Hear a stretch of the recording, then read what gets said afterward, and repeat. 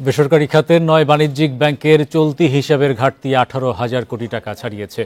এর মধ্যে রয়েছে ন্যাশনাল ব্যাংক, ফার্স্ট সিকিউরিটি ইসলামী bank, SIBL, union, commerce bank, Exim ইসলামী, Padma, ICB ইসলামী bank.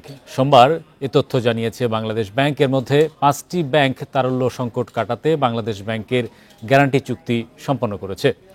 এই ব্যাংকগুলো অন্যান্য সবল ব্যাংক থেকে চাইলে সহায়তা নিতে পারবে, সেখানে গ্যারান্টার হিসেবে নিয়ন্ত্রক সংস্থা বাংলাদেশ ব্যাংক থাকবে। এছাড়া এক্সিম ও ইসলামী ব্যাংক আবেদন করলেও এখন পর্যন্ত কেন্দ্রীয় ব্যাংকের সাথে গ্যারান্টি চুক্তি হয়নি। এদিকে পদ্মা ও আইসিবি ইসলামিক ব্যাংক এখন পর্যন্ত কোনো আবেদন করেনি।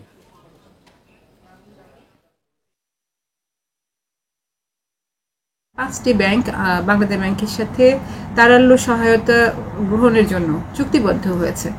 তো বাংলাদেশ ব্যাংক আসলে এক ধরনের গ্যারান্টরের ভূমিকা পালন করছে। ব্যাংকগুলোকে নিয়ে আমরা টাস্ক ফোর্সের মাধ্যমে গভর্নর মহোদয় যেটা পরিকল্পনা করছেন যে আমরা তাদের অ্যাসেট কোয়ালিটি রিভিউ করব, প্রয়োজনে তাদেরকে আমরা রিক্যাপিটালাইজেশন সুবিধা দিব।